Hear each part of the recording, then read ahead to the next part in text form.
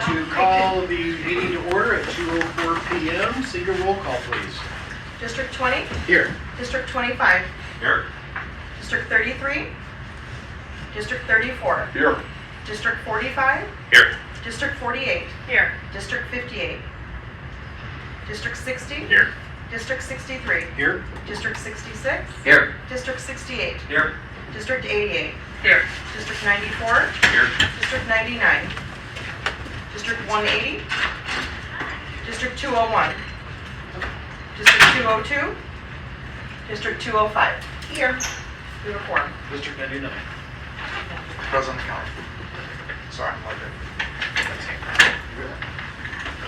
Okay, thank you. Would everybody please rise for the pledge? I pledge Allegiance to the flag of the United States of America and to the republic for which it stands, one nation, under God, indivisible, with liberty and justice for all. Okay, public comment. Do not have- Any public comment? Do not. No outside guests today. Okay, with that, we'll move on to the consent agenda. Everybody should have this in their materials. Kim? Yep, so there's a lot of our regulars, right, our financials and some of our personnel. Couple things I do want to point out. We have two of our administrators that have recently resigned, Amy McKee and Bridget Lessentian. They're both of our SLE PAs. We have some updated job descriptions in the consent agenda as well, just really taking a look at them and making sure that they match what our folks are actually doing. We also have our administrative contracts for our staff that are with us for next year, and I know we talked about that last month in closed session regarding salary increases, and all those have been honored as we discussed. And then we have our food service management renewal contract with Gourmet Gorilla, but everything else is pretty standard. That's it for consent agenda. Okay. Anything on the financials? Just making sure. Are there any questions or anything else? Rachel, just making sure. No, Everything nothing, good? Okay. yeah, nothing out of the ordinary. All right. Okay. Looking for a motion to approve the consent agenda. So move 99. Second 25. Second John. Any questions or discussion? All those in favor say aye. Aye. Opposed? All right. Carries. We'll move on to action items. Sure, we have, our first action item is one that we never want to bring forward. We do have a employee, one of our ESP or TA staff that we are not going to be renewing her contract for next year, so we need to get it in for this month's board meeting. So I'm going to ask that you approve the motion to dismiss our support staff employee Jessica Shaker. Details are included therein. We look for a motion to approve the dismissal of support staff employee for cause. She wrote it in the minutes. So move 68. Patrick, take a second. Second 45. All right. Any questions or discussion on that? If not, all those in favor say aye. That we need a roll call that. Yes. Roll call, please. Thank you. Roll call. District 48? Yes. District 58? District 60? Yes. District 63? Yes. District 66? Yes. District 68? Yes. District 88? Yes. District 94? Yes. District 99? Yes. District 205? Yes. District 20? Yes. District 25? Yes. And District 34? Yes. District 45? Yes. Motion passed. All right, thank you, everybody. We're moving on to 5B, approval of the school year 25-26 Southeast School Principal Employment Agreement. Yes, so we have an exceptional candidate we're bringing forward. Laura is currently the assistant principal at this place, 202 Westmont High School. She's the assistant principal there. She has a good background in special education and deaning, and she's currently the assistant principal of curriculum, so she's kind of the trifecta here. Jack has, I know he sent all of us an email, he has We got supports Jackson her, Rose, we got supports Jackson her Rose. as well. Right, given the time where we are with hiring folks, we are absolutely delighted to be welcoming Laura on board with us. Again, I did attach her contract, it is what we talked about last month, so our salary is well within, is in the range of what we talked about. And she's met with staff, she's, looking forward to continuing to email Lizzie, looking forward to coming in and doing meet and greets and really kind of hitting the ground running. So I'm thrilled that we were able to get her, and I'm thrilled that she accepted, and I'm thrilled to have her part of the SAS family. Thank you, Kim. Okay, we're looking for a motion to approve the 25-26 Southfield School Principal Contract. So moved, District 48. Is there a second? Second, District 20. Mark, roll call, please. Is there any questions or discussion? Roll call, please. District 25? Yes. District 33? Yes. District 34? Yes. District 45? Yes. District 48? Yes. District 60? Yes. District 63? Yes. District 66? Yes. District 68? Yes. District 88? Yes. District 94? Yes. District 99? Yes. And District 205? Yes. Motion passed. Thank you. All right, we're going to move on now to a very similar situation for the Chief Human Resource Officer interim. Interim. So I'm bringing forward a contract and a resume for Dr. Julia Wheaton. Dr. Julia Wheaton is currently the Assistant Superintendent at District 230. She is retiring at the end of this year. She's an old colleague of mine, and I asked her to hop on board with us as we, as Julie's moving on to different pastures, and really just looking for a nice continuation of the excellent services that Julie provided, and really looking forward to having Julia on our team short term. Right, we need her to come in, get a lay of the land, and then look to see what we might need for future years to make sure that our HR department continues to run as well as it is. I'm going to ask a question that a couple other people may be wondering. So in the interim part, do we expect this to kind of review it over the course of the year? To just Yes. What's the timeline, right? Yes.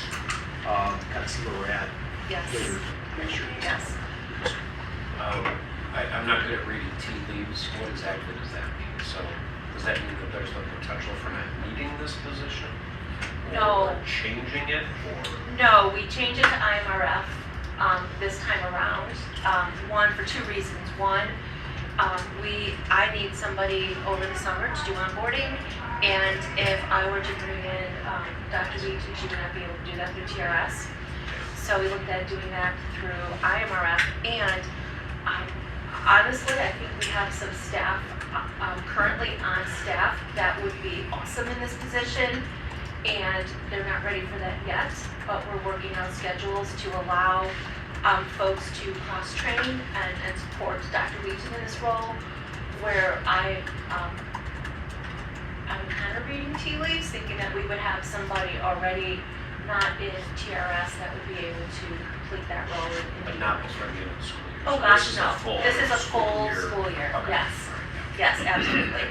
And can work full-time because of the IMRF. Yes, Right. yeah. Does that help, John? It's a little bit of a question. Yep. Yep, a little bit of transition in that regard. Yes. To be determined there. Any other questions on that before we move forward? It's a little bit different. Great. If not, we'll take a motion to approve the Chief Human Resource Officer reporting agreement. So moved. That'd be cool. Kurt, second. Second. Christina? 33. Any questions or discussion? Roll call, please. District 34? Yes. District 45? Yes. District 48? Yes.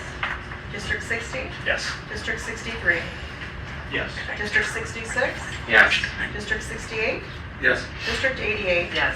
District 94? Yes. District 99? Yes. District 205? Yes. District 20? Yes. District 25? Yes. And District 33? Yes. Motion passed. Okay, thank you. We'll move on to the 5D, approval of the new audiology billing model. Yes, so a few months ago, one of my program administrators, Tara Corral, she is the supervisor of our deaf and hard of hearing programs, brought to mine and Rachel's attention that the way we're currently billing for audiological services could be done a little bit more equitable. So she put together a presentation that's attached here. We looked at it at finance 2 months ago. The finance committee asked that Lizzie and I bring this to your special education directors to give it the once over to make sure it looks, if they had any questions. We did that. They asked for information as how this is going to impact my district. Tara was able to connect, I know she sent information out to everybody and touched base with most of your special education directors. No one had any concerns moving forward. Brought it back to finance, shared that information with them. Our audiological department is very small. It is literally 1.5 people. But when you look at that over our DHH program, which is a smaller program, the costs, if it's all assigned to one program, could be high. So what we're recommending is we propose a menu of services for audiological evaluations, processing evaluations, consultation, hearing aid checks, and ear molds. Right now we don't bill for that. Instead, what we bill for are the auditory hearing tests. And because we cover everything, all of our costs into that, our auditory hearing tests are close to $1,100 to $1,200, which is about $1,000 more than the going rate, maybe $800 more than the going rate. So really trying to break it down more appropriately. So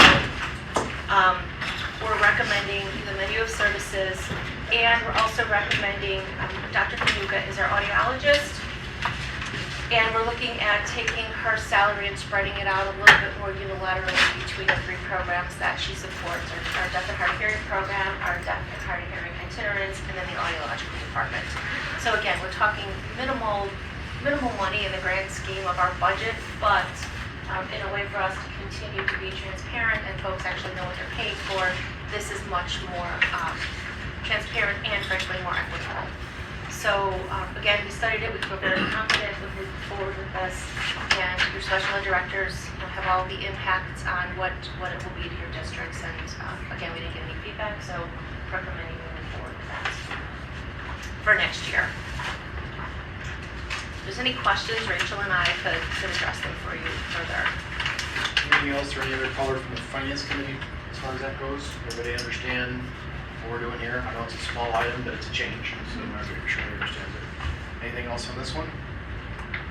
If not, we'll take a motion to approve the audiology billing model.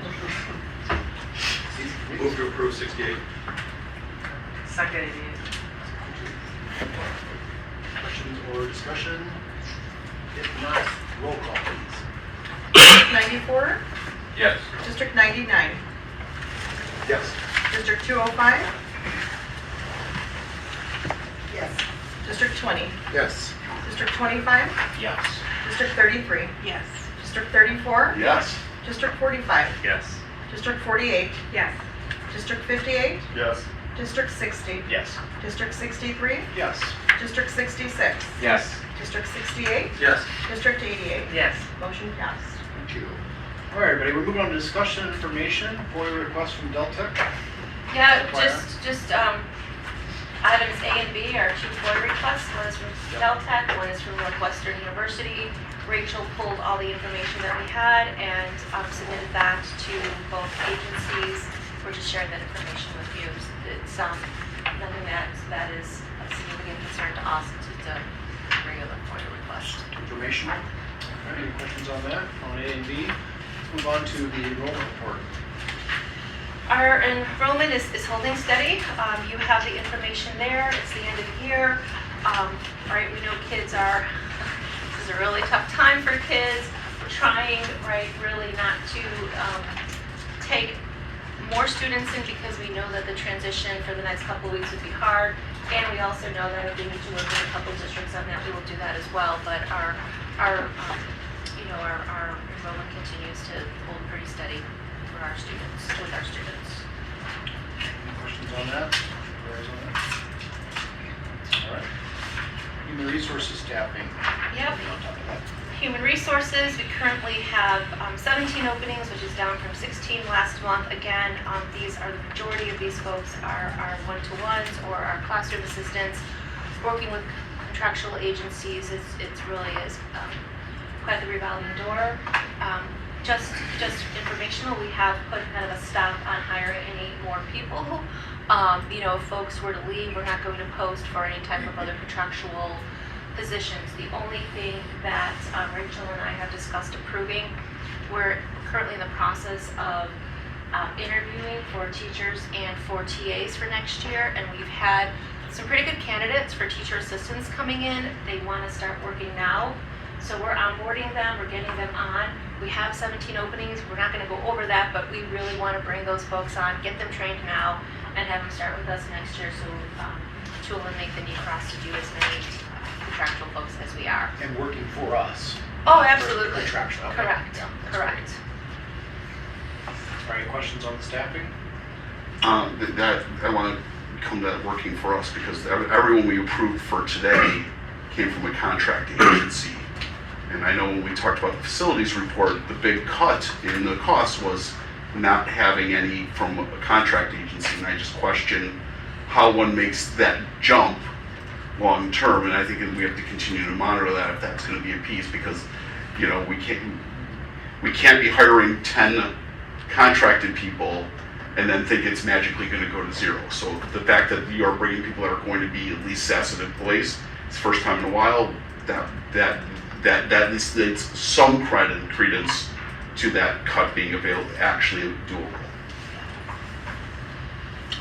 You're referencing, I just want to clarify, when you say no contract, you're just referencing the additional efficiencies potential from consolidated facilities? Is Well, that what you one of mean the by big that? monies that came up with the $6 million was $3 million, I believe, and this is off the top of my head, from not having TAs that were on contract. And part of that was, that number was all of a sudden zero in that number. And that, to me, that means that you have to start hiring people and being able to show that we can find people that are going to meet that goal. I got you, I just want to clarify, is that accurate, the 3 million for TAs? It was a large number. I just thought it was looked like at that. contracted staff in general, I just want to Yeah. clarify, I just want to make sure. So- I know what you're saying. Yeah, so that is one area that we're going back in to make sure that the numbers that we provide, like just doing kind of an accuracy check. I think this is twofold. I think one, we would anticipate the amount of needed aides to go down significantly, which would then result in us needing to hire as many, so we wouldn't need to hire as many contractual, because we have currently on staff about 60 of our own TAs. So as that number comes down, it would be twofold. Ideally, we would hire everybody via SACIT, and right now we're trying to build our army of TAs. So it's both. The number will go down. When the number goes down, we'll be less likely to need to look at contractual. But on that chart that was shown, that number was zero. That was on the slide. And so even if our numbers go down, you're going to have attrition from both. Now you're going to have a lot more attrition from the contract group than the SACIT employee group. There's no question about that. But we get attrition either way. And as I said, if we're going to assume that to be a viable factor, these employment reports should start to show that it's an actually doable thing.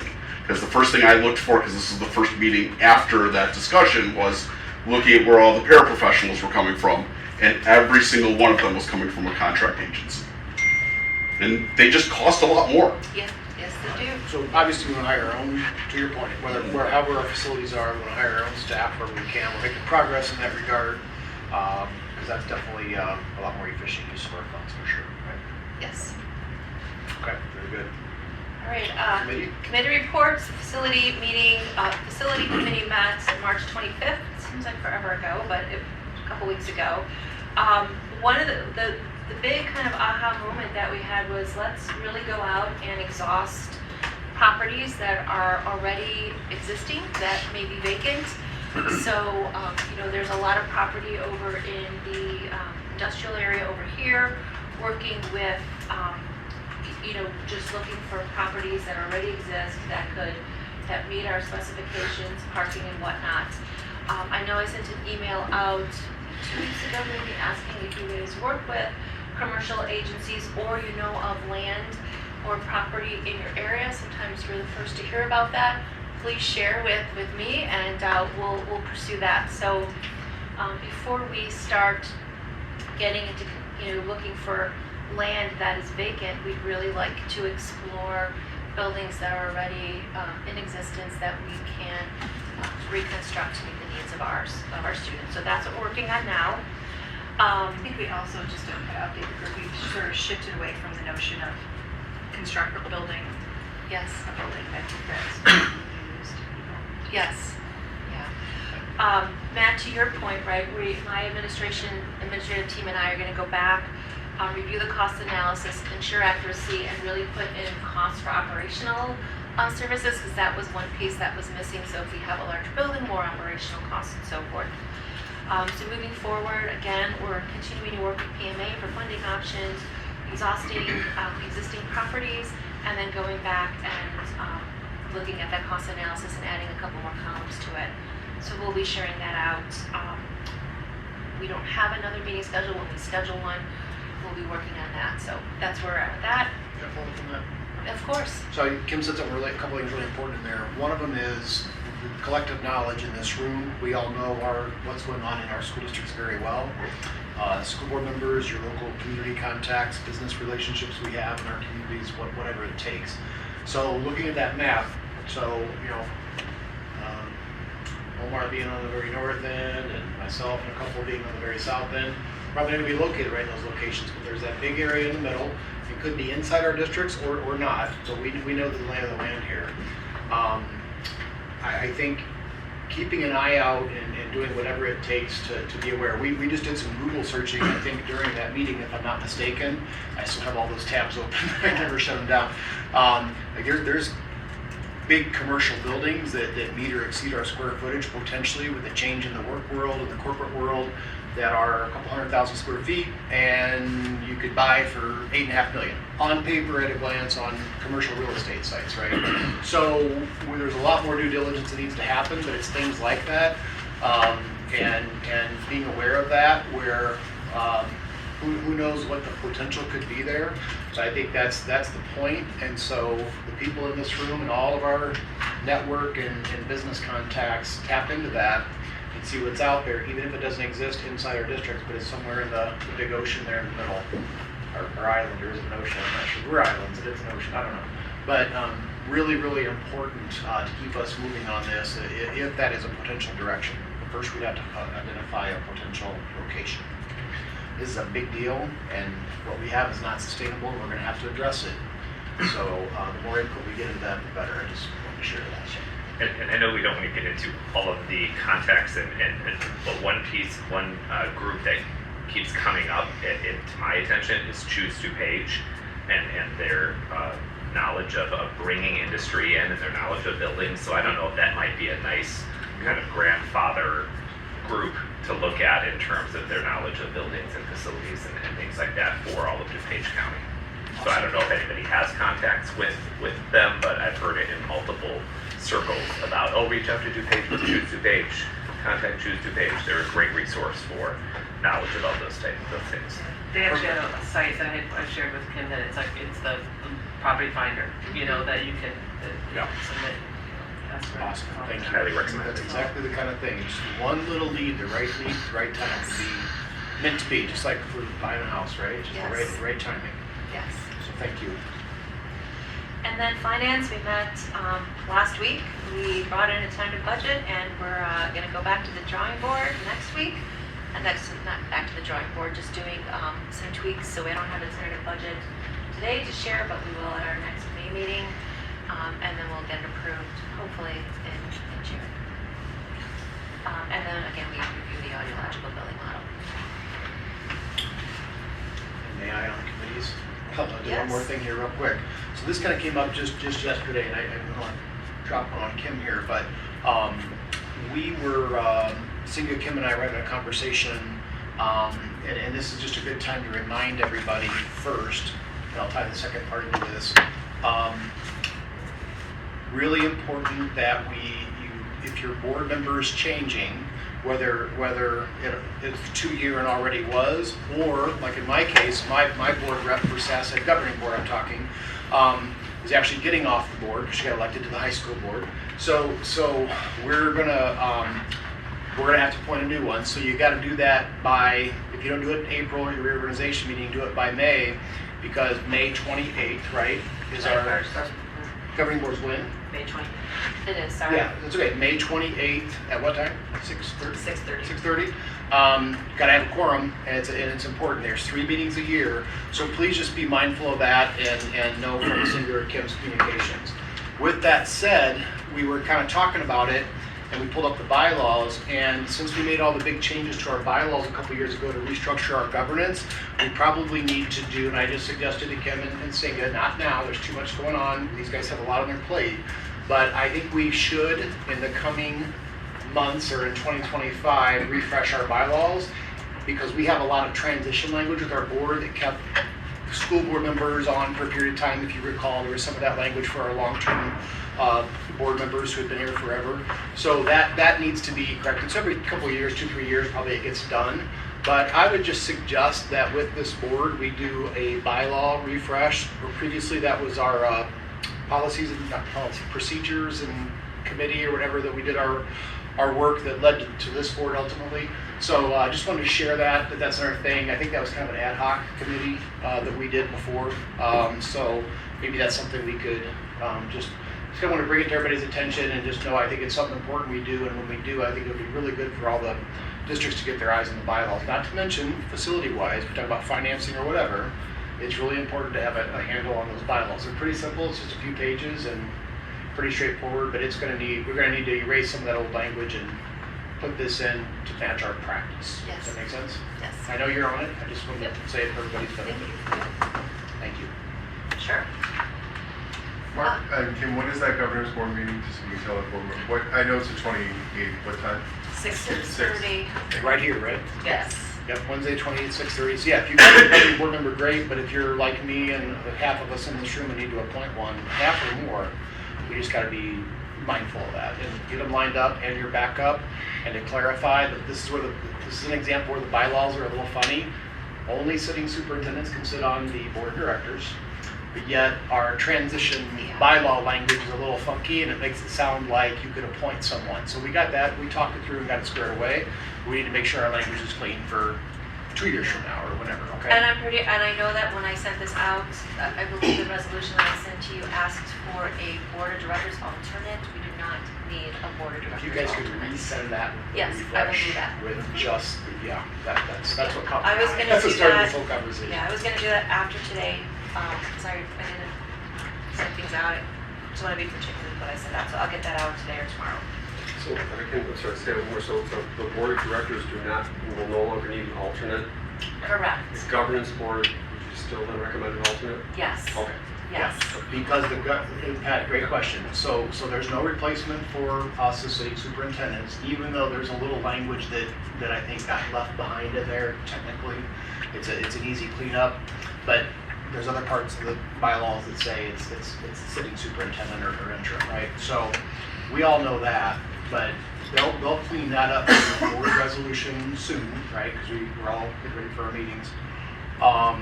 But the governing board, it's important. So if your governing board member, to remind everybody, can't attend, then the only other person that can replace them isn't you or your special ed director. It's your alternate school board member who needs to attend. And it's important so we get those quorums, right? Because they do the budget and kind of that big higher level stuff. So you should clarify. It's not just your board member. It's your alternate as well. So you could have lost your alternate, and if you don't replace that alternate, you need one.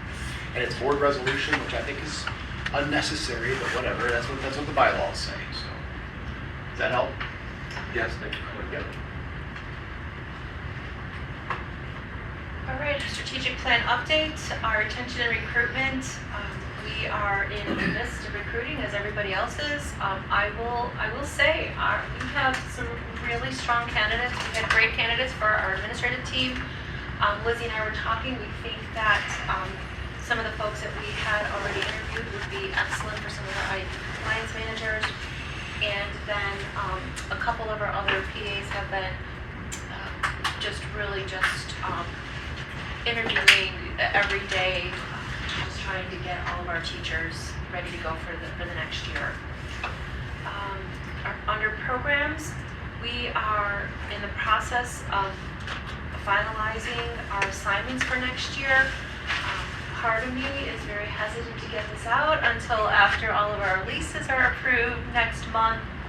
But I'll send something out to my staff this month, which is kind of a reminder of where things are looking and that we are very close to finalizing everyone's assignments.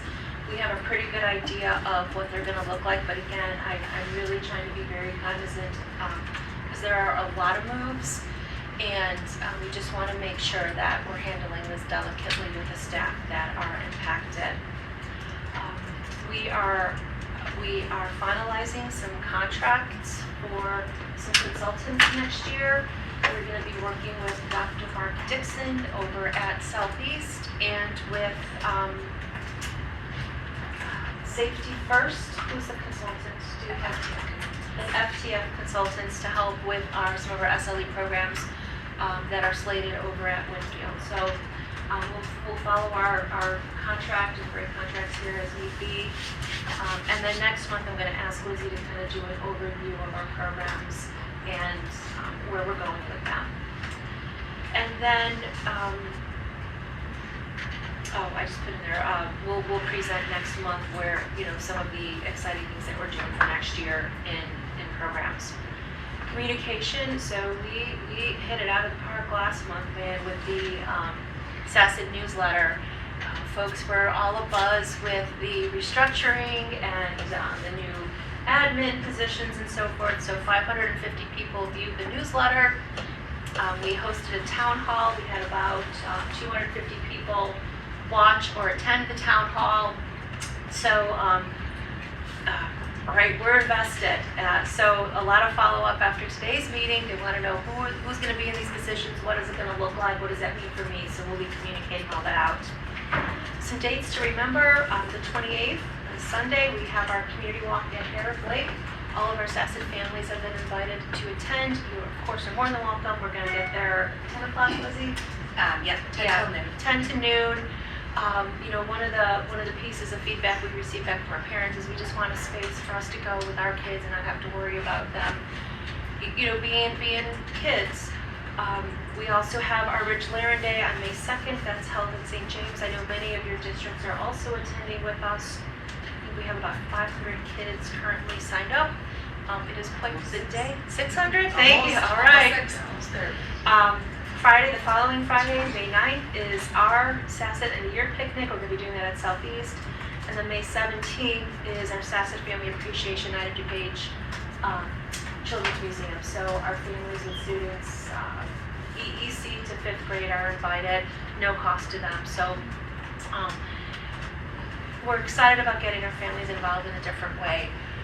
We also, today, it was quite beautiful, our SNMP program, our medical needs program, which is housed over at Lyle, had a talent show today. And it was awesome. It was, many of the parents were there, and it was humbling, to be there with our students. And I was telling Keith when he was here earlier, I'm like, right, you're in high school and kids are talking and they're being rude as kids are performing, and you're like, knock it off, be quiet, doing all that. And these students were vivacious and energized, and it was a time where you didn't tell kids to be quiet. You just embraced it. And the staff and the parents that were there really cheering on the kids. One little guy was using his walker to walk across the room. Another girl was drawing on her iPad that was connected. It was pretty cool, telling jokes, with their communication devices. So it was really nice to see that. And the parents, very emotional, seeing their students in an area of showing talent that is, again, very different than what we see in probably a lot of our other programs. So it was pretty cool. And then operations, we have the tentative budget, and we're exploring options to purchase property. So that's the operation side of that. Any questions, thoughts, anything? Kim's report? All right, and then I have my executive director's report. So we ready with the? That was the speech. I'm sorry, yeah. No, no. We ready with the audiological billing. We have to revisit this HVAC piece. This is a piece that we can't seem to, it took us a long time, even this morning Rachel and I were on the phone with our architects again. So what is happening is a few years ago, actually let me back up, 2017 I think is when folks were first starting to think that we needed to replace the roof at Southeast. Fast forward, didn't get done. 2 years ago, it was determined that the roof and the HVAC system needed to be done. It wasn't done last year. It was planned to be done this summer. It's still being planned to be done this summer. So with our new facility planning, Rachel and I were asked to say, you know, do we really need this HVAC? What can we do? And do we need the roof? So we looked into the HVAC system. The system has already been purchased, right? This contract was already signed. We have a $450,000 unit. We don't use it. We can't sell it back because apparently it is custom made and there's not a big market for custom made HVAC systems. Where is it? Pardon? Where is it? With the company. So we don't even possess it. Correct. It's in their possession. Yes. So, so Rachel and I, you know, I was thinking that we move forward with the HVAC because we already have this machine, and potentially not do the roof. The roof is about $300,000. So what we were told this morning, we asked about the roof. We're like, listen, we are in the middle of a facility study. Can we patch it like if something happens? Why do we have to do this? And our architect, this was Brian, he said, listen, he goes, can you patch it? He goes, it's already patched several times. It should have been replaced in 2017. He also said that if we weren't doing the HVAC replacement, that he would be more likely to say, probably we could take our chances, but with the amount of traffic that's going to be on the roof, with the HVAC, he said he goes, at any point where you can have leaks, you can have, you know, issues occur with it. The other piece, and again, forgive me, right, this is neither of ours specialty areas, but what I understand is they have to put curbs on as well. If we don't do the roof, we have to pay $25,000 to get curbs added on, and then if something happens to the roof, we have to take the curbs off, repair the roof anyway. So again, originally Rachel and I were thinking, you know what, let's not do the roof, let's just do the HVAC, call it a day. But after today, I think we need to reconsider and probably do the project that was supposed to be done several years ago. So, you know, that's where we are with this. In order for us to do this, we need to bring a resolution forward next month to transfer some of our funds to do the roofing job. I would need to write a letter of intent to the roofers if we're comfortable with that, so they can start ordering the supplies. Again, I apologize that this is just coming to, you know, this wasn't communicated earlier. We literally were able to get a hold of the architects this morning after several emails and so forth. So that was the best detailed information that we received so far on the roof. And again, it was, you already have the HVAC system. When was this purchased? This was purchased just last month. Oh, So we I said 2 approved. years ago. Well, the contract was signed last. Oh, no, I'm sorry. It was supposed to be done 2 years ago, it never was. So we brought a contract forward for the HVAC system 2 or 3 months ago. As soon as we got that contract, they went out and bought the HVAC system just like last month. Then we're doing facilities, and then the question came up, you know, let's not do, you know, should we be doing any repairs to any of the buildings? So at that point, we tried to postpone the whole project. That's when we were told that the HVAC was already purchased. And we're like, okay, what are we gonna do with this thing? Let's do that, let's not do the roof. And then today, we were told that with the traffic that's gonna be going up on the roof to replace the HVAC, that it's their recommendation that we do it all.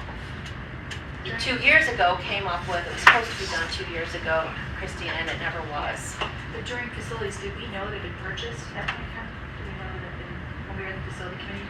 We actually signed I don't know the exact date, but we actually signed that contract a while ago, because this project was supposed to get done last summer, but due to lead times, it got pushed to the summer.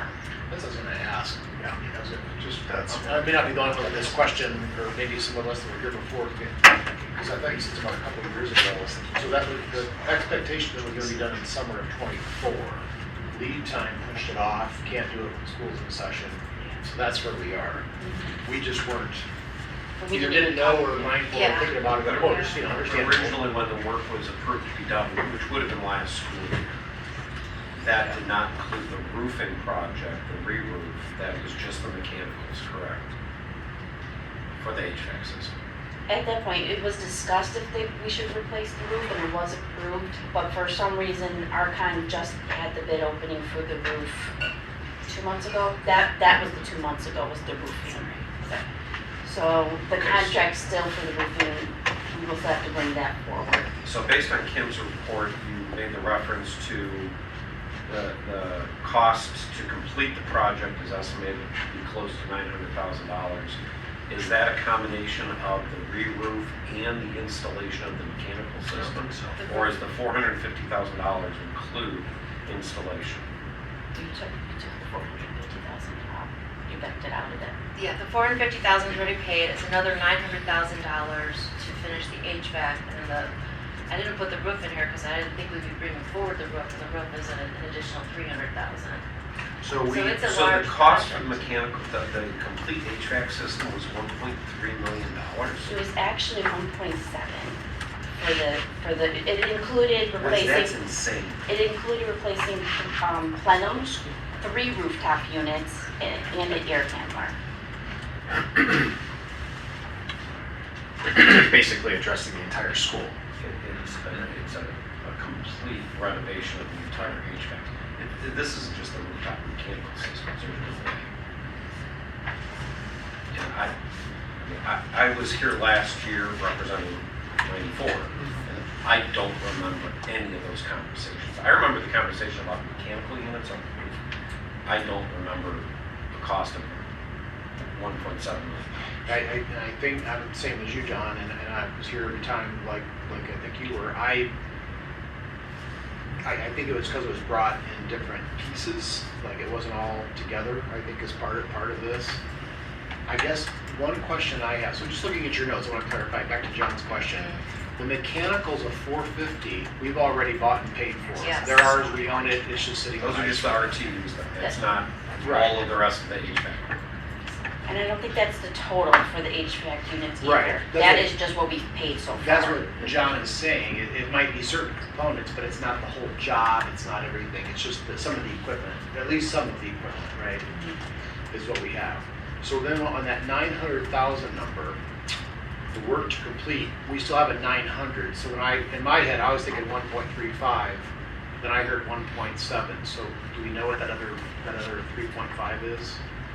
Or 350,000 rather? It was the roof, right, Rachel? But that's the roof work.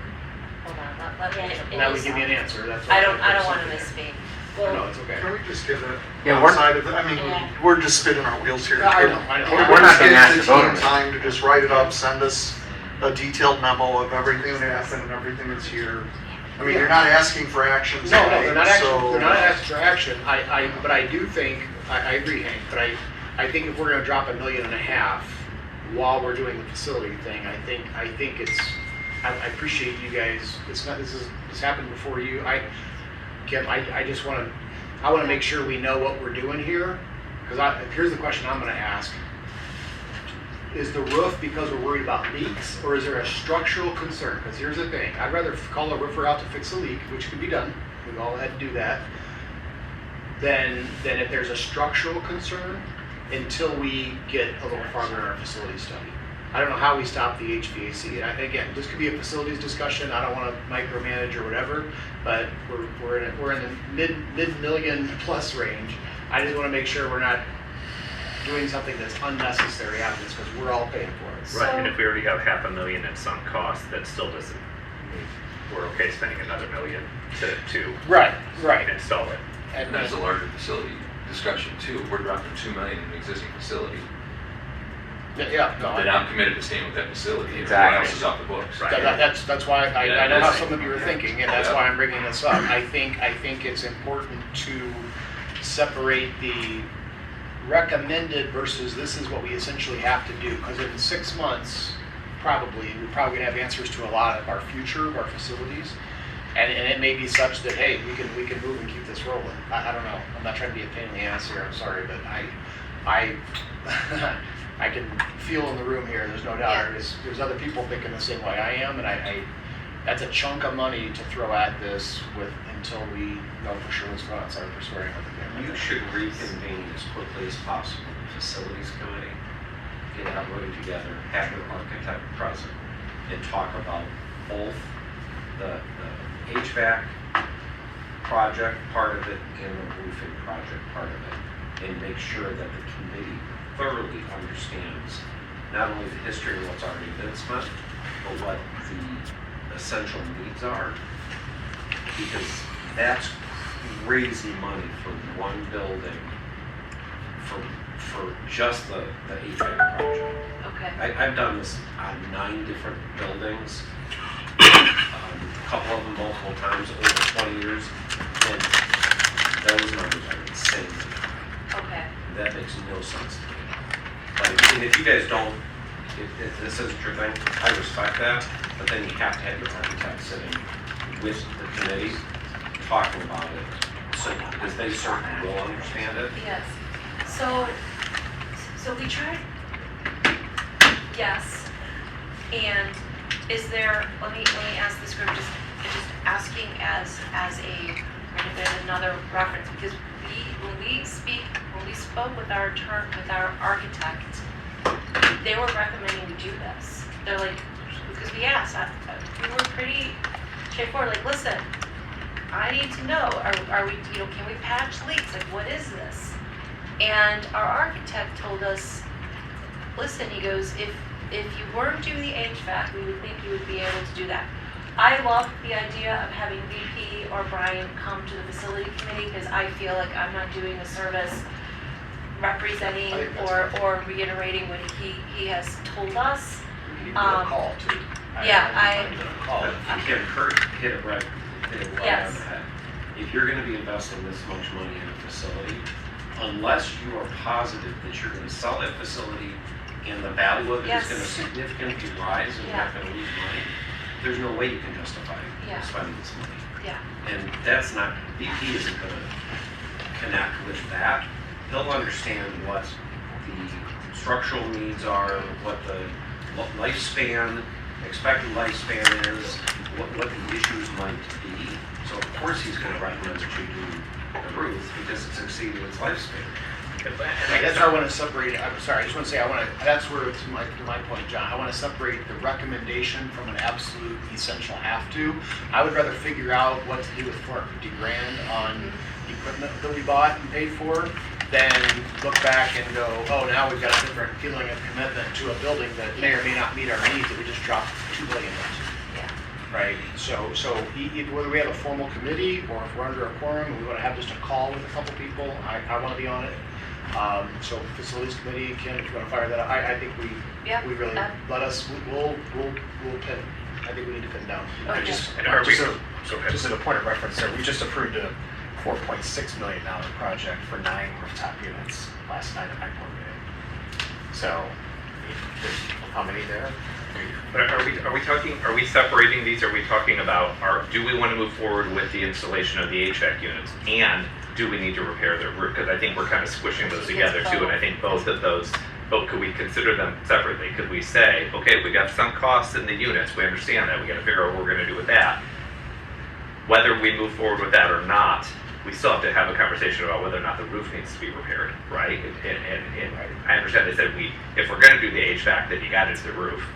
But if you're not going to, so I think they're two separate items, aren't they? We get the edge of the roof too. Okay, yeah, they are, but they're Connected, right? Yeah, they're connected, and that's why, like with this unit you were describing, it's a custom-made unit. They're all custom-made, but a lot of times you can customize the unit so you just have to pull the existing curbs off the roof, put the unit back in the same footprint, and then just redo the curbs to save costs. So you're not, if you get a new unit that doesn't fit the existing hole, then that requires a lot more roofing and all of that. And sometimes the patchwork that you have to do around that, that's why they say, well, just do the roof, because by the time you do all that, you might be at the same cost for that. So again, I think learning more about what are they intending to do with these rooftop units and the roof, and then look at the roof in whole, is a good way to go.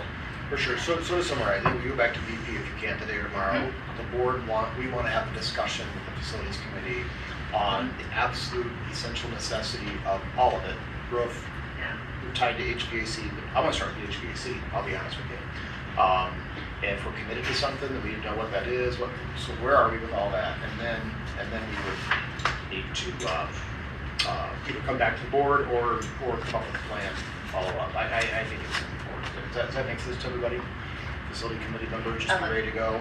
Yeah, I don't know if we can't have everybody together. I think we need to support Kim by. This is a board question that we really need our architect to come through on, because we're in the middle of something bigger here, and I feel like that's a really important consideration. Can I ask one more question? And I don't want to hit the hornet's nest here, but where's this money coming from?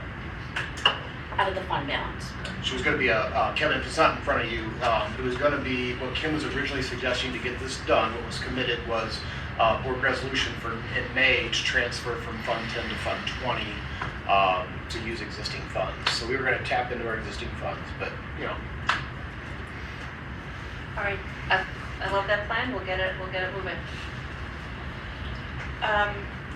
We already talked about the governing board. The last piece I wanted to bring to your attention next month, we'll be bringing in a contract for Ring Central. We currently are on the Mitel phone system. It is going to be phased out over the next couple of years because Mitel is not going to be supporting this anymore. So we decided to migrate from Ring Central. It's a cloud-based phone system. It includes phone, text, video, and fax in one platform. We believe that we'll be able to eliminate, we still have cell phones for a lot of folks. We believe that this would eliminate the need to continue with our cell phones.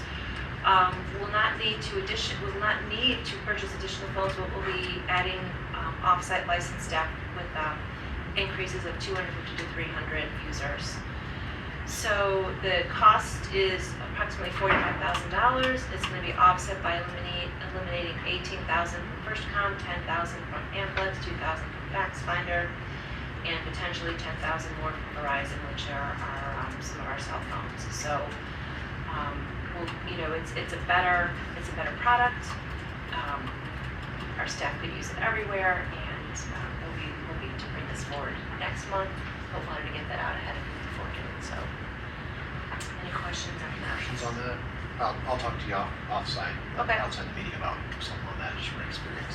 Okay. To make sure. Sounds great. Anything else on that? Sorry to steal the thunder on the whole. No, listen, assessment. I appreciate Up it. on that, but We'll do that later. Okay. Yeah, no, I appreciate it, right? It's one of those situations where, yeah, we're good. Okay. anything else? No. Okay, one last thing for the good of the order, before we wrap up. Next month is our reorganization meeting, and I'm gonna I shared with, I think, some of those two that I'm gonna step down as chair for the last couple of years, and we have, I wanna share that we have a potential slate of officers, and because we know that nobody's probably campaigning or lobbying to sit here, or maybe anywhere. So I thought, if this is okay, I thought I'd just share it. And then, of course, at the meeting, anybody can nominate anyone or go for any position. And I'm pretty sure Gene won't argue, because Gene has served with me as the board vice chair for the last previous 2 years, since I took over the chair position from Matt Rich. And Jean has got her full plate, but she is willing to step up, and I'd like to know how much all we would support her if she's in that role. And then Brian Graver was willing to step up and serve as our vice chair. And right, Brian, make sure I'm saying that correctly. First I'm hearing it. I'm just saying, he's never heard this before. I'm just putting him on the spot here. And then Christina Davis is willing to continue to serve as the secretary, Christina. And it represents our districts pretty well in high school, elementary, and pretty much as much as you can represent 18 very different school districts. But wanted to share that with everybody. Obviously, it's just easy while everybody's in the room and save an email. But anybody can nominate anybody. But I wanted to pass that along. So you three, shout it out now if you got a campaign speech or whatever that you want to share. Gene, ask me nicely. I just want to thank the three people who are willing to do that. Yes. Thank you. Absolutely. Yep, absolutely. Okay. Anything else? I've got one final question. I hate to be that guy. No, I just you're have a question on the staffing report. Yes. And maybe you already went through this and I missed it. So on that April staffing report, it shows that the board approved 404 FTE, but we're currently sitting at 444. But yet we're still down 17. How does that math work? So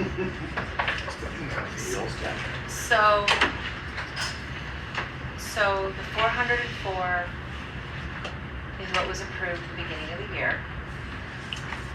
The second column with the 444.93 were the positions that were added throughout the year.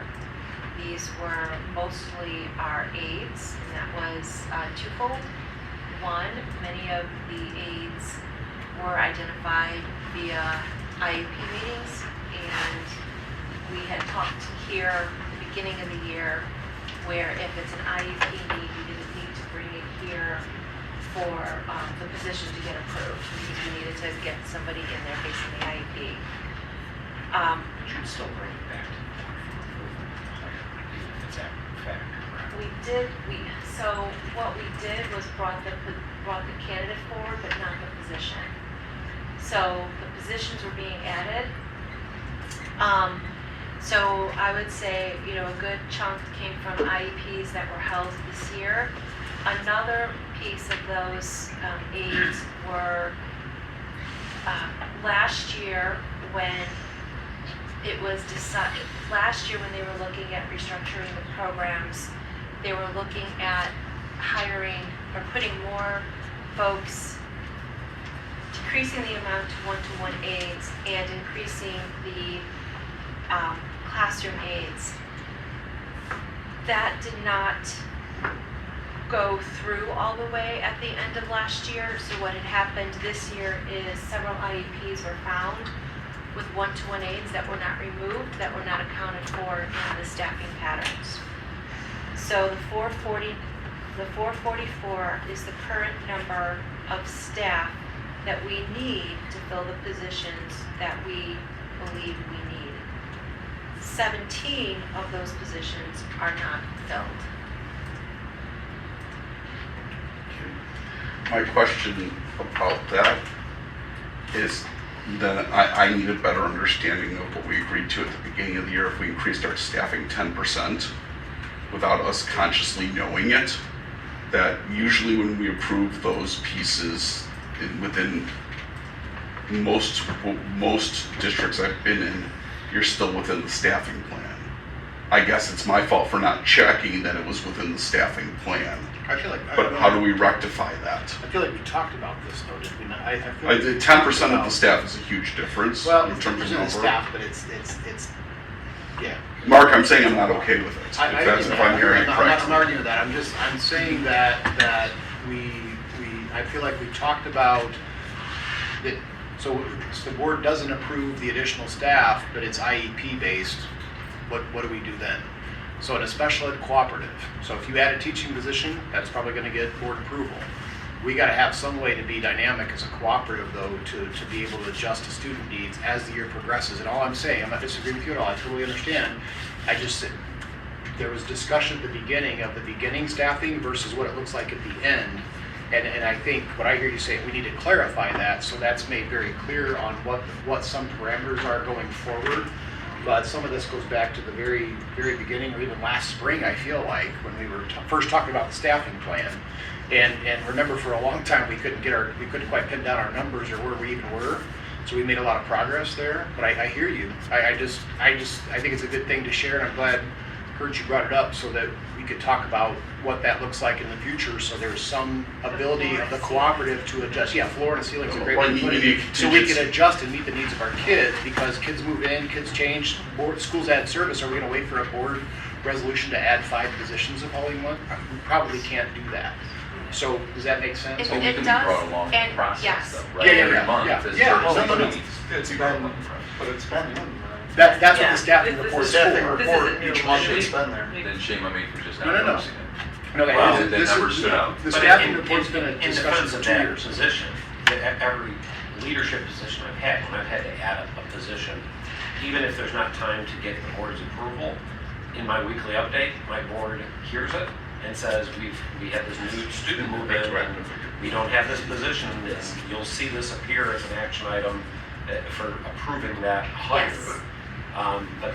So that communication on a regular basis is critical for a board, especially when you have this many Well, losses. So is that how we want to do that going forward? Because I just listen to everybody, on the staffing report, she's got board approved FY25. The next column is added during 24-25 school year, and that's been a dynamic number that's been changing throughout. Now, I don't know, I don't think you've done nothing wrong. You're right to ask, but do we need a better way, to John's point, for Kim, should we have approval each month to add these positions, even if it's after the fact, to your point? How does the board want to Well, handle that? so we can can, I- because this started way before Yeah. she started working. I have a couple things. So, I've already worked with my leadership team to discuss this. There were some issues that we needed to address in-house, that are being addressed. A few things moving forward. Even if new IEPs come to us, or they're sitting in our people, a few things, right? One, we're getting IEP compliance managers that will be 2 people doing all of our IEPs so that we don't have surprises. 2, if there is a need to increase for a one-to-one or an additional classroom need, that conversation has to happen with Dr. Vanderwood. Currently, that has not happened. So our program administrators, I will need to go with what was happening. Here's what we're doing moving forward.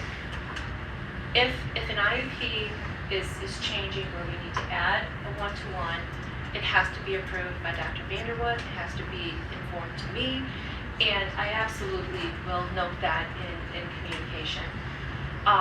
The second piece is we still need, if Dr. Vanderwood approves it, right, she needs to come to me, I need to approve it, like what, let's take a look at the staffing patterns in our classroom, why do we need to do this? We had a situation just last week where we already did this, and the district, not one in here, it was one of our DWC kids, they're like, we want this student to have a 1-to-1 aid, like, you don't need a 1-to-1 aid, like, we want a 1-to-1 aid. So those situations, right, that's an IEP team decision, we need to hire for that position, but that needs to be communicated here. So, one, regardless of what happens at the IEP meeting, they're gonna come and talk to Dr. Vanderwood. Dr. Vanderwood needs to approve it, she needs to notify me. We'll be tracking that personnel differently than what it was tracked and just being placed on that. That will be communicated. So there's a few more steps involved in that. Again, we are looking at having 2 hands doing the IEPs, right? We need different gatekeepers. We need a better process for when those recommendations are being made. Now, Dr. Vanderwood can't go back and say you need to change the IEP, mind you, right? But it could be like, let's have these conversations. Did you think about this, and this? And if not, Dr. Vanderwood is going to say you need to have another IEP meeting. We need to talk about this, and this. So I don't anticipate. I would be surprised if we went 40, Matt. That is a lot. I agree with you. And this was a process that was not in place, and it needs to be in place. Yeah, when it's a tuition, so when a home district has a bill, a situation like this, right, so it's a student that now has a one-on-one, so how is that reflected on the bill? So it is an additional cost for the district. So there's the tuition, and then there's an additional bill for the one-to-one. Thank you. So this is, we don't, just so everyone's clear, this is on us, right? This is our team. 100%. Not And- entirely true. It really isn't. Our and staff is in there too, Matt. I mean, allocating one-on-ones. No, But the I communication will- has been monthly, right? We have a staff report every month. There are kids. So let's There- not, I mean, right, like there are kids. I just wanted, So we're getting billed. yes. Absolutely, but Yes. Gene, I've been in the meetings when I've been told you have to get your kid a one-to-one. And no one is a bigger champion of getting a program model for AIDS, because I kept saying, why am I sending them to the program when the kid's costing me $100,000 to do? You know, and it was, well, if we move them to Southeast, then you won't need the one-to-one, but if I keep them in Stars at the time, then we need to have a one-to-one. And I'm sitting there and looking around, and I'll be honest, they're all right outside my door. I have 4 of the classrooms literally outside my door. I can count 8 kids and 5 one-to-ones. Right, So, but Matt, I think but that's at a some separate point issue, though, right? that it's agreed to add that position, however it gets Right. there, it's agreed to add it. So the issue is, one of my approaches as superintendent, I'm sure we're all the same, I don't give my board things to approve that they can't say no to. Mhm. Like, we used to do FMLA leaves, I stopped doing that because they can't say no, it's the law. Mm-hmm. So I stopped doing it, I just tell them when somebody's on FMLA leave. I mean, so either we need to have, so I think how Kim's handling internally makes sense. I don't care to manage that. I trust her to do that, because this is her first full time having a chance to even touch it, and she's fixing that. I think the issue is how we're informed, or what we approve as a board is where I want to keep our focus. It's a board issue, to Kurt's original good question, it's there. So either we need to have a range of an up to number that she can work to, and then we take action beyond that, or we kind of follow the procedure that And is the set. I up just to want to make is- sure we're doing board work here and not Kim's work. And that's what we most can. places that, I don't do it in my own school because we're so small, but most places you have a staffing plan and you have a contingency piece. And when you need to exceed the contingency, then you come back and you talk through that piece. But I Yeah, the just- difference is, There's- Matt, yeah. Paul Kim, though, at the end of the year, you telling us, one of the things you identified was this over-identification of need of aids. So I think we're still in that, so Right. I can kind of see how we got to this point, and that is, we have an issue with some of that in our own district. I think we can all, Yeah. all our heads in this These are our room. kids. Right. So I- process that that we helps place your should- explanation, Right. the fact that you're Quality putting control together, process you're for putting in us. place Right. your acknowledgement of that, and that helps to put in context how we got there. I think what, at least from my perspective, I think what we're kind of concerned about right now is we're talking about big numbers in other areas. Yes. And so now all these other numbers are becoming so glaringly like jumping out at us, because we're all thinking how we're gonna go back to our boards and explain. So just put that in context of Yeah. where we're all coming from right now, so. So a couple things on that. So we, my staff and I, my executive staff and I have talked about this, and we know that we need to be the gatekeepers of this a little bit better. And again, we've taken steps to address that, right? We're gonna have 2 people doing the IEPs. We're gonna have that closely supervised. At the end of the day, then when we're in those meetings, and if it's parents or whomever saying, I want a one-to-one aid, if the IEP team agrees with that, Lizzie and I can't unilaterally go back and say no. What we can do is say, let's talk about this, right? The situation of our vision student, it was a non-negotiable. Like we talked about staffing patterns. So that's one. Bringing that here for approval, I don't think is something we want to get into, right? It smells of being a little bit on the illegal area, like whether or not we can hire more one-to-one aides. But, right, like there's different types of levels of supervision placement. The other thing that we're working through at Finance Committee, which is why we're not ready for the tentative budget, is looking at decreasing our one-to-one aides significantly, but increasing our program aides. So, and we talked about this last month at the board meeting, by doing that, our program tuition is going up, but the cost of our one-to-ones are going down, almost about like $1.3 million. We were just working on that. But when you see your tuition bills, the overall tuition of our students are going to go up, but we're decreasing the one-to-ones. So this was supposed to be done last year, and it wasn't. there was a promise that this would be done, that we're gonna remove the one-to-ones, we're gonna get 2 RBTs for every classroom and classroom aides. None of that happened. So when Lizzie and I popped in July, staff were upset that we didn't have RBTs. You can't hire RBTs, you can't hire aides, right? Like I don't know how we were gonna get 80 RBTs. And the one-to-ones weren't decreased off the IEPs. So what happened is we still had IEPs with one-to-ones that weren't hired for because we were supposed to have these 2 RBTs in the classroom. So we had to make a decision. Like, we can't have illegal IEPs everywhere, and we can't have enough support. I agree, that's on me not being more transparent with the amount that it rose. Some of that was, again, the communication pipeline of the PAs, would have a meeting, they'd go to Ms. Grohl, we need another aide, it would be posted, and sometimes we weren't even aware of it. That has changed, it should not be happening anymore.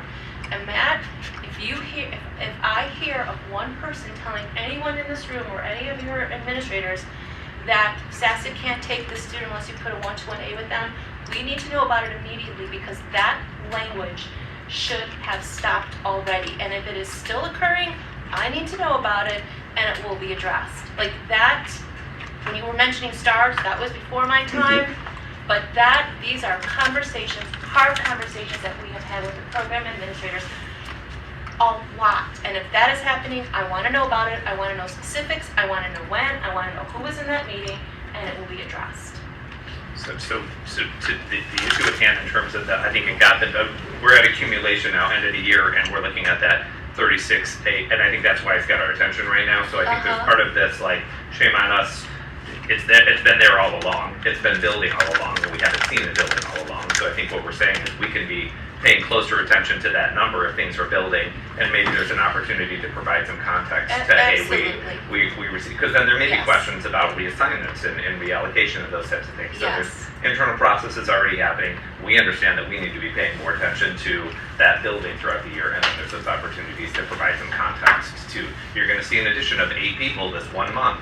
That's going to look significant. We had these IEP meetings. These are needs, or whatever communication or context is provided for that, if the number happens to jump a lot. But I'm assuming that probably built all year long, If you go right? back to August, you'll see there was 420 in August, November 440, like it is grown. Right. Now the report That was maybe the needs to show correction. like change plus minus from the prior Right. Yes. It would help. Kim, I think all of us go through this in our districts. I think your internal process sounds great. I appreciate that process, and I understand that the constraints of none of us can ever tell an IEP team no or yes. What I think all of us in our board policies have, it's the short-term hiring of the superintendent. If we don't have it as asset, we should put it in there, right? Because that person has to be hired. Yeah. And then with any personnel that we bring on in between meetings, you simply put it, as John suggested, as the action item at the next meeting. That allows us, and I would still suggest in your updates to the board, you let them know, just as all of us. That way, on a month-to-month basis, as staff are getting added, if we see it jump, then we can have a conversation about, maybe we need to look at our criteria, maybe we need to tighten all that up. But that process exists in all of our school districts right now, especially around August, when we've already had an August meeting, the September meeting isn't for a few weeks, and we gotta hire staff, right? So when we do that, we put it in the board update, we put it on the next agenda for approval, because the hiring of staff is in our purview, and that's what we need to do. But certainly, I don't think any of us are suggesting that your short-term authority should be taken away. In fact, I would suggest we always keep that, because you're gonna need to make these decisions between meetings. But I think once we've put that process in place, like our own boards, it's overwhelming sometimes when you get all the material and you scan through it and you do the best that you can do. So I think with that, in subsequent years, we can avoid a conversation like that. It sounds like we've got the internal, let's just brush up on the external, and that board policy, if it doesn't exist, we should put that in, so you have that short-term authority. Thank you. Well said. Okay, Matt? The staffing sheet's relatively new. And I think We it's started been, it last year. yeah, it's a big improvement. Okay, the question I have, 2 questions. The first one is that the staffing that one needs to operate come August 20th, or is that the prediction for the year? Because we do know, historically, we gain IEPs, we gain kids, that happens every single year in the special ed cooperative. When I mentioned contingency, I know we run, I don't add teachers generally during the year, but I always have a couple of paraprofessional slots because we know kids are going to come at some point. So I think just having a baseline understanding of this is the prediction for the year, or this is the prediction for us to do August 21st, are two very different things. Because you gain kids every year. You just do. The other piece of this is, if the staffing's going up and they're all being paid for by a school districts, I'm assuming the revenue is going to come in higher than projected too. That conversely, because I know I'm paying 60 grand for each assistant, I'm assuming that each one of them is coming with revenue, and that's going to, when you look at the budget, that we will have an increase on expenditures and a commensurate increase on the revenues. Or is the budget itself predicting all of the year, but the staffing plan is only predicting August 21st? So, this is what we're wrestling with, some of this at our finance committee meeting, Matt. The question came up is, are these 40 people, is this something we should be thinking about every year? I can't answer that right now because I haven't seen trend data. I don't know if it exists. Well, also, So- until we asked for a staffing plan last year, I don't think that ever. The staffing plan hadn't existed. So like, we're asking, we asked I think we sat at this table and built out what we wanted on the staffing plan and the Yeah. accounting. 100%. No, I don't remember us ever asking, is this the plan for the year? Is this the plan for all, like, we as a board who give the team the instruction of what kind of data we want to see, we didn't ask that question either at the time. So I didn't know we needed to ask that question. It was all good. I think that in 9.5 months, and I'm not coming up with a green powder on the back here, but in 9.5 months, we've got more clarity and transparency with this than we had any of the previous 5 years. So that's a step. Kim's gonna handle it internally, and you heard her loud and clear. You go, girl. You convinced me, I'm good. But for the board, what I think it sounds like we need is that authority for Kim to act, and then that follow-up, as Kevin and John referenced. Yeah. I think that all makes sense to us, right? And probably consent agenda, I suppose, or whatever. Then I think in our updates to the board, my one suggestion would be that if you can create that staffing sheet and make it a dynamic link that you can always have in our report and just reference, say, here's the updated staffing plan. This month, we're at a 2.5 positions, blah, blah, blah. I want the board to be aware, action will be taken or recommended at the upcoming board meeting. Boom. Yeah. All of it, that checks every box that we've talked about at this table and does everything. And I wouldn't, as sitting where she sits, I don't know what I could ask for more for what I would want to do as in her role or sitting here as a board member, so it's all in front of us. At the end of the day, we've done all these things for ages. It's just that now we actually know what it is. That's the difference. Sorry, no, you Go ahead. I think it's a great idea, and we have to keep in mind too that she's in the middle of transitioning a model, right? So like we don't have, right? So while we want to know exactly what it is and what the needs are today, you're trying to shift it over, right, Yeah. to having the program aids and whatever. So I think that ongoing is, I want to caution us against over managing this. Let her Correct. make the transition. You know what I mean? I don't believe any of us think that we're just allocating, you know, like that there's an intention here to overstaff. I don't think that's the intention. If they've clearly identified that we've got some processes that they're gonna fix, I just feel like, you know, let them make, I'm sorry, Kevin, go ahead. Oh, no, you're fine. I echo everything you said. It's board policy 530 in our Okay. districts. There's a clause in there in the first paragraph that gives you that short-term authority. And if we don't have that, let's put that in and move forward. Sounds great. But yes, I agree, and I think everybody, nobody thinks there's any, malfeasance going on or anything like that. Hey, I wear it on my sleeve, right? Like, I'll tell ya. Hey, You're fixing the problem that was created long before your time. And we all appreciate it, and I think we're just a month away here. By the end of Kim's first year, this kind of stuff, we'll have it. And I think Hank made a great point about what kind of data the board wants. This is important, as we all keep an eye on our budget and finances and our staffing, and I think this is that last step for that clarity. And I do appreciate what you're doing with the program aids versus all the one-on-ones, and you addressed that well. The other thing, if I can, right, Rachel and I are not anticipating, we're not anticipating needing to increase or ask for more money, right? Like because, right, the thing that's very unique about the cooperative is we have to pick a day, right, account, what we're gonna do with, how we're gonna base our tuition off of. So we try to project a little bit, but we know we never go over 400. We know our population, our student enrollment might be a little bit low for next year. We know it's going to increase in Christmas. We know it's going to increase January, February, March. But when we set that cost, every additional student we get lowers the tuition, but we don't keep going back through the year changing our tuition rates. The other thing that's going to be different this year is true up. My understanding is that this was never done before. If there was overage, if districts overpaid, it went to the fund balance. It's what used to be called as fairy dust. I'm not making this up, right? Like this No, is you're what I was accurate. told.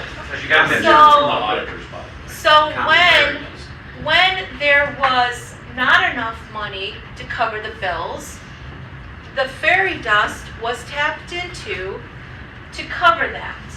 So that happened with OT, and that happened, with other things. We need to continue to work with our OT model. But what's going to happen at the end of this year, if that has not happened before, correct me if I'm wrong, is that we haven't trued up. Rachel and I have already been talking about truing up, and we're not anticipating like districts getting us like, oh, by the way, you owe us $100,000. Like that's by God, that's not our intent at all. The other thing to know about these increases in the staffing, and again, right, that's on me, I own that. But why we're not anticipating needing to collect money for those positions is one, our contractual staff are a revolving door. So we have any given, one, we don't have to pay them when they don't show up, unlike our other aides, right? If they're out sick, we pay them. Contractual people, we don't. Second, one or two, just don't show up, not coming back. We get another one, but there's always this revolving door. So we have not anticipated, or we haven't realized a shortage of funds to pay for the staff that we currently have. One, we're not fully funded, and two, Rachel budgeted for an understanding that some of our staff would be contractual. So again, right, and Mark, I know you said this, but this is a new model, and we walked into a lot of things that were supposed to be done that weren't, that we had to punt, right? That's what you pay me to do, punted, and I don't believe we're going to be, correct me if I'm wrong right now, Rachel, but right, we're not looking at a shortage.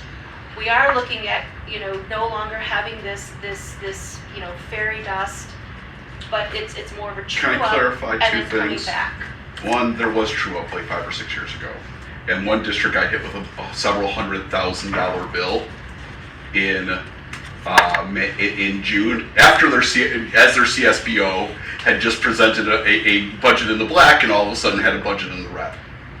So that was kind of what started some of the getting consistent But pieces. was that, in that example, Matt, was that school district provided a reason why that shortage needed? They were so behind in their billing, yeah, they were provided a reason on like June 15th. So Yeah, for today. listen, if that I don't want to make the meeting longer. I actually have to go into an IP meeting in a minute. The other piece, just so we know, the fairy dust money was the Medicaid money. That was where that came from. The last two times when things didn't balance, we did have a conversation about what was going to come from fund balance because we had given back the Medicaid money. That's where that money had come from. All right. Anything else? I'm gonna wrap us up here, all right? So anything else for the good of the order? Everybody's clear on our direction and where we're going here? Tim, Rachel, thank you. Yeah, all of you guys, thank you very much. It was a great conversation. I think that was totally the last little thing on the agenda, but important, right? All right, with that, That's I'll it. make a motion to adjourn. So we'll move Meeting to at 3:40. 3:49. Winfield and, She got the second. Keisha.